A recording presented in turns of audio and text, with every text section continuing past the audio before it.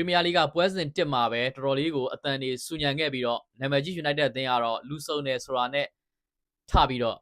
အရှက်ကခွဲတော့တာပဲကျွန်တော်ဆိုကြီးပါကျွန်တော်တင်ဆက်ပေးနေတဲ့ commentary ပိုင်းဆိုကြီး Facebook နဲ့ YouTube channel ရနေပြီးတော့ကြိုဆိုပါရစေ Premier League ကပွဲစဉ်1မှာပဲတော်တော်လေးကိုအတန်တွေဆူညံခဲ့ပြီးတော့နာမည်ကြီး United အသင်းကတော့ Hull City အသင်းကိုအဝေးကွင်းမှာ 2-0 နဲ့ရှုံးပြီးတော့တာထွက်ကတော်တော်လေးကိုဆိုးရခဲ့တယ်ဆိုတော့ဒီအကြောင်းနဲ့ပတ်သက်ပြီးတော့ကျွန်တော်ရဲ့အမြင်လေးကိုသုံးသပ်သွားမှာဖြစ်ပါတယ်မိုက်ကယ်ကာရီရဲ့ United အသင်းကတော့ဒီနေ့ပွဲစဉ်မှာကွင်းလယ်ပိုင်းအတွက်ကစားသမားသစ်တွေဖြစ်တဲ့ Tielemans နဲ့ Andre Santos တို့ကိုအသုံးပြုခဲ့ပြီးတော့ခြေစမ်းပွဲတွေမှာသုံးတဲ့လူစင်းကိုနည်းနည်းပါးပါးပဲအပြောင်းလဲရှိခဲ့တာအာမတ်ဒီယယ်လိုလောက်ကလွဲပြီးတော့ဂျန်နစ်ကစားသမားအားလုံးနီးပါးလိုက်စစ်မှာတော့ဝင်ကစားသွားခဲ့တယ်လို့ပြောလို့ရတယ်ပွဲထွက်လူစင်းမှာကူညာအထောင်အမ်ဘူမိုညာဒေါ်ဂူကဘယ်မှာကစားပြီးတော့ Bruno Fernandes က attacking midfield မှာကစားသွားခဲ့တယ်အရန်တွေကနေပြီးတော့အသင်းကိုပြန်ရောက်လာခဲ့တဲ့ Rashford ဝင်ကစားသွားခဲ့တယ် Shasko ဝင်ကစားသွားခဲ့တယ်လူငယ်ကစားသမားလေး Shea Lacy လည်းကစားသွားခဲ့ပြီးတော့အပြောင်းလဲတွေလုပ်ခဲ့ပေမဲ့ United အသင်းကတော်တော်လေးကိုခြေစွမ်းရောရလက်ရောဆိုးပါခဲ့ပြီးတော့ဒီပွဲမှာ United အသင်းကပြိုင်ဘက်အသင်းရဲ့ set piece 2ချိန်ကနေဂိုး2ဂိုးပေးခဲ့ရပြီးတော့ဒါမိုက်ကယ်ကာရီစတင်ကင်တွယ်ချိန်ကနေတွက်မယ်ဆိုရင်ထောင်းကန်ဘောကနေပေကို6ဂိုးထိပေးထားပြီးတော့သူ့ထက်ပိုပြီးတော့အဲ့ဒီကာလအတွင်းမှာပေကိုပိုများတဲ့အသင်းကလည်း4သိန်းပဲရှိခဲ့တယ်ဆိုတော့ defensive set piece တွေကိုကင်တွယ်ရမှာထိန်းချုပ်ရမှာ United အသင်းကမနစ်တဲကညံ့ခဲ့သလိုဒီနှစ်မှာလည်းသူတို့ရဲ့အားနည်းချက်တွေကိုမပြင်ဆင်နိုင်သေးဘူးပို့ပြီးတော့ဝေဖန်စရာဖြစ်တာက United အသင်းရဲ့ခံစစ်ပိုင်းပဲခံစစ်ပိုင်းမှာဝါရင်နောက်ခံလူ Maguire နဲ့လူငယ်စားသမားလေး Heaven တို့ကစားခဲ့တယ် Heaven ကဒီပွဲမှာတော်တော်လေးအမှားများခဲ့ပြီးတော့ပြိုင်ဘက်ကစားသမား Oli Mavani ကိုလုံးဝမထိန်းနိုင်ခဲ့ပဲနဲ့ရုံးကန်ခဲ့ရတယ်ဘယ်ချမ်းမှာလူရှော့ကစားတယ်ညာချမ်းမှာမာဇရာဝီကစားတယ်ဆိုတော့ United အသင်းရဲ့လက်ရှိလူစင်းကလုံလောက်ပြီလားပြီးတော့ဒီယာဒီကမိုက်ကယ်ကာရီအတွက်ချန်ပီယံလိပြိုင်ပွဲလည်းရှိနေသေးတယ်ဆိုတော့မနစ်ကလို့လုပ်လို့မရတော့ဘူးမနစ်ကတော့တခြားပြည်တွင်းဖလားပြိုင်ပွဲတွေကလည်းစောစီးထွက်ခဲ့ရတယ်ဆိုတော့တပတ်မှတပွဲပဲကစားရတယ်ဆိုတော့သူ့မှာရှိတဲ့လူစင်းနဲ့ပြဿနာမရှိမယ်ဒီနှစ်မှာတော့ပွဲရည်အတွက်တွေပိုများလာမယ်ပိုပြီးတော့အဆင့်မြင့်တဲ့ပြိုင်ဘက်တွေနဲ့ကစားရမယ်ဆိုတဲ့အနေအထားမျိုးမှာလက်ရှိပြင်ဆင်မှုရတော့လုံးဝမလုံလောက်သေးဘူးလို့ထောက်ပြရမယ်ခေါ်ယူထားတဲ့ကစားသမားတွေကြည့်မယ်ဆိုလဲဒိတ်ဒိတ်ကျဲကစားသမားတွေမဟုတ်ဘဲနဲ့ second class တွေဖြစ်နေတယ် Andre Santos က Chelsea အသင်းမှာပုံမှန်ပွဲထွက်ခွင့်မရဘူးအရန်နေနဲ့ပဲကစားခဲ့တဲ့ကစားသမားအသက်အရွယ်ပိုင်းရတိုးတက်လာနိုင်စရာရှိသေးပေမဲ့ဒိတ်ဒိတ်ကျဲကစားသမားဖြစ်လာမဲ့လက္ခဏာမျိုးမဟုတ်ဘူး Tielemans ကသူ့ရဲ့အကောင်းဆုံးပုံစံက Leicester မှာတည်းကမြင်ခဲ့ရတာအဲ့နောက်မှာ Villa ကိုရောက်တဲ့သူဖြတ်သန်းခဲ့တဲ့အသင်းတွေမှာခြေစွမ်းပြနိုင်ခဲ့တဲ့ကစားသမားဒါအတွေ့အကြုံရှိကစားသမားဆိုတော့ဒီလိုကစားသမားမျိုးကိုစစ်သက်တာနဲ့ရထားရဲဆိုတော့မစိုးဘူးလို့ပြောလို့ရတယ်ဒါအခုကြောင်းရွှေ့မှာနောက်ဆုံးအသင်းနဲ့တူပူပေါင်းဖို့ကြံနေသေးတာကကာလိုဗာလီပါလွန်ခဲ့တဲ့2နှစ်ရှေ့ပိုင်းလောက်ကဆိုရင်တော့ပရီးမီးယားလိမှာအလားအလာရှိဆုံးလူငယ်ကစားသမားတကယ်ကိုထိပ်တန်းခြေစွမ်းကိုရောက်လာဖို့မျှော်လင့်နိုင်တဲ့ကစားသမားဒါပေမဲ့ဒီဘက်နောက်ပိုင်းနှစ်တွေမှာဒဏ်ရာတွေနဲ့ရုပ်ကန်ခဲ့ရတယ်ပုံမှန်ပွဲထွက်ခွင့်မရဘူးဒီလိုအနေထားမျိုးမှာ United အသင်းကသူ့ကိုခေါ်ယူခဲ့ရမှာလဲနည်းနည်းလေးနောက်ကျပြီးတော့ယာတီစမှခေါ်တယ်ဆိုတော့အသင်းနဲ့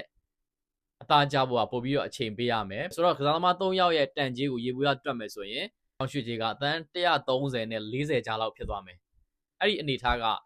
တကယ်ဒိတ်ဒိတ်ကျဲကွင်းလေကစားသမား1ယောက်ကိုခေါ်လို့ရတဲ့အနေထားဆိုတော့ Ineos ရဲ့လောက်ရက်တွေကတော်တော်လေးဝေဖန်စရာဖြစ်တယ်ကာရီနေလည်းမနစ်ကအသင်းကိုကောင်းကောင်းမွန်မွန်ဟန်တယ်လုပ်ပြီးတော့သူ့လက်ထက်မှာရလက်ကောင်းတွေပိုင်ဆိုင်ခဲ့တယ်ကျွန်တော်ဒီပွဲနဲ့ပတ်သက်ပြီးတော့ပွဲကြိုလေးပြောတော့ကမနစ်ကသူတို့ရဲ့စွမ်းဆောင်ရည်ကောင်းတွေနဲ့ပတ်သက်ပြီးကျွန်တော်အဓိက highlight လုပ်ပြီးတော့ပြောခဲ့တယ်ဒီယာဒီမှာအဲ့လိုမျိုး carry လောက်လာနိုင်မလားလို့ယူဆပေမဲ့တာထွက်မှာတဲ့ United အသင်းကတော့အရှက်တကွဲကိုရှုံးနေခဲ့တယ်ဆိုတော့ဒီပွဲမှာသူတို့ဘာတွေအားနည်းခဲ့လဲကျွန်တော်ရှေ့မှာထောက်ပြခဲ့သလိုပြိုင်ဘက်ရဲ့ set piece တွေကိုထိန်းချုပ်အောင်မှာတော်တော်လေးကိုအားနည်းခဲ့သလိုပြိုင်ဘက်ရဲ့ low block ကိုဖြီးဖို့အတွက်လည်းအဖြေမရှိခဲ့ဘူးUnited အသင်းကကိုယ့်ထက်ပိုကောင်းတဲ့အသင်းတွေကိုခံပြီးလှုပ်တဲ့နေရာမှာနှစ်ကဆိုရင် Arsenal ကိုနိုင်တယ် Man City ကိုနိုင်တယ် Liverpool ကိုနိုင်တယ် Chelsea ကိုနိုင်တယ်အသင်းကြီးတွေအကုန်လုံးကိုနိုင်ခဲ့တယ်ကိုယ့်ထက်ပိုကောင်းတဲ့အသင်းတွေကိုရင်ဆိုင်ရမှာပိုရလက်ကောင်းပြီးတော့ကိုကပွဲကိုဖိဖိစီးစီးနဲ့ကစားမဲ့အသင်းတွေနဲ့ကြာရင်ပြီးခဲ့တဲ့နှစ်တည်းကကိုယ့်ထက်ပိုအားနေတဲ့အသင်းတွေနဲ့တွေ့ရင် United အသင်းက သိပြီးရလက်မကောင်းခဲ့ဘူးဒီနှစ်မှာလည်းတန်တက်အသင်းတွေထဲမှာပြင်ဆင်မှုအားအနည်းဆုံးဟာစီတီအသင်းကိုရှုံးနေခဲ့တာဆိုတော့တော်လေးကိုရှက်စရာကောင်းတယ်ဒီရှုံးပွဲက United အနေနဲ့အမြန်ဆုံးရုံးထားဖို့လိုတယ်ဆိုတော့ဒီပွဲနဲ့ပတ်သက်ပြီးတော့ data analysis လေးလုပ်ကြည့်ခြင်းတယ်ဒီပွဲမှာ United အသင်းကဘောလုံးပိုင်ဆိုင်မှု81.6%ရှိပြီးတော့ဒါ2023စက်တင်ဘာမှာ Crystal Palace အသင်းကိုအိမ်ကွင်းမှာ 1-0 နဲ့ရှုံးခဲ့တဲ့ပွဲစဉ်နောက်ပိုင်းမှာဘောလုံးပိုင်ဆိုင်မှုအများဆုံးပွဲအဲ့ဒီပွဲစဉ်မှာတော့ United အသင်းက89%ထိဘောလုံးပိုင်ဆိုင်မှုရခဲ့တယ်ကန်ချက်အနေနဲ့ကြည့်မယ်ဆိုလည်းဒီပွဲမှာ21ကြိမ်ထိကန်ခွင့်ရခဲ့ပြီးတော့ဂိုးပေါက်တဲ့ကန်ချက်9ကြိမ်ဘစ်ချန်က2ကြိမ်ရခဲ့တယ်United အသင်းကတော့2ရာသီဇက်တိုက်ရာသီအဖွင့်မှာရှုံးပွဲကြုံတွေ့ခဲ့ပြီးတော့အဲ့ဒီနှစ်ပွဲမှာစုစုပေါင်းကန်ချက်43ကြိမ်ထိလုံနိုင်ခဲ့ပေမဲ့လည်းသွင်းကိုတကိုးမှမရခဲ့ဘူးမနှစ်ကအာဆင်နယ်ကို0-1နဲ့ရှုံးတဲ့ပွဲမှာလည်းကန်ချက်22ကြိမ်လုံနိုင်ခဲ့တယ်အခုနှစ်ဒါဟာစီးတီးကိုရှုံးတဲ့ပွဲမှာလည်းကန်ချက်22ကြိမ်လုံနိုင်ခဲ့တယ်ဆိုတော့သူတို့ရဲ့တိုက်စစ်ပိုင်းအတွက်လည်းဘေကွန်ထုတ်စရာပဲမနှစ်ကတော့ဒါအမ်ဘူမိုတို့ကူညာတို့ဘရူနိုဖာနန်ဒက်တို့ဒေါ်ဂူတို့အာမက်ဒီယယ်လိုတို့နဲ့တိုက်ဆက်ကတော်တော်လေးအဆင်ပြေခဲ့ပြီးတော့ဒီနှစ်မှာတော့ဝက်စင်1မှာတင်တိုင်ဘက်ကဒီ541နဲ့ခန်းစစ်9ယောက်တန်းလိုဘလော့ကိုသူတို့ဘလို့မှ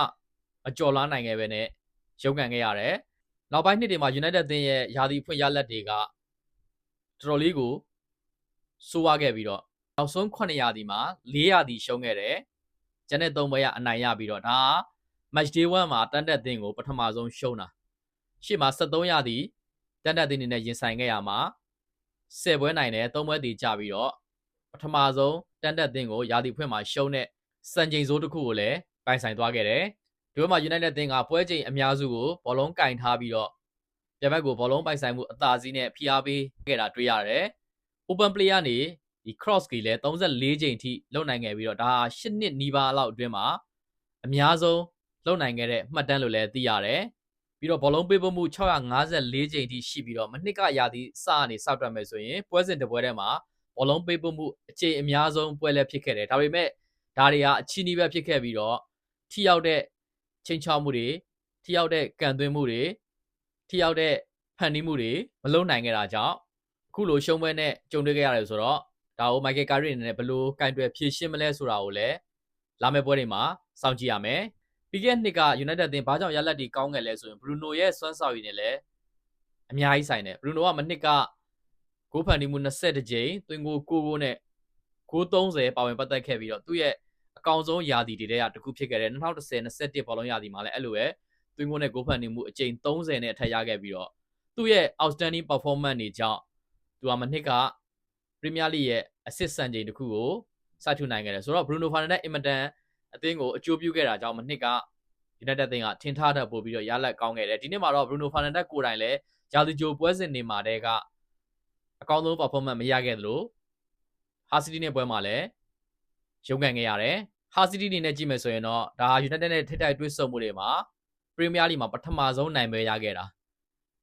သူ Premier League ကို9နှစ်ကစားခဲ့ဘူးတဲ့9နှစ်ဆိုတော့10ပွဲအဲ့10ပွဲမှာ2ပွဲတည်10ပွဲထိရှုံးခဲ့ပြီးတော့ဒါဟာ Premier League မှာ United အသင်းကိုပထမဆုံးနိုင်ပွဲဖြစ်ခဲ့သလို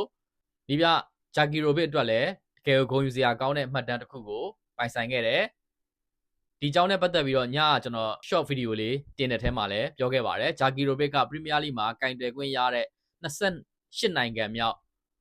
နီးပြဖြစ်ပြီးတော့ဒါ Bosnia နိုင်ငံကိုစားပြုပြီးတော့ကင်ခွင့်ရခဲ့တာအဲ့လိုနိုင်ငံတနိုင်ငံကိုစားပြုပြီးတော့ Premier League ကိုပထမဆုံးအခြေချတဲ့နီးပြတွေထဲမှာနောက်ဆုံးနီးပြ10ယောက်ဇက်တိုက်ကနိုင်ပွဲမရခဲ့ပဲနဲ့နောက်ဆုံးအနိုင်ရခဲ့တဲ့နီးပြ Man City တင်းရဲ့နီးပြ Pellegrini ဖြစ်ပြီးတော့အဲ့နောက်ပိုင်းမှာဘယ်နီးပြမှာနိုင်ပွဲမရခဲ့ဘူးပြီးတော့ Ha City နဲ့ပတ်သက်ရင်ချီးကျူးရမယ့်အချက်က Ha City က Premier League မှာဒီနှစ်အပါဝင်6ရာသီကစားခဲ့ရမှာအဖွင့်6ပွဲမှာ4ပွဲထိအနိုင်ရခဲ့ပြီးတော့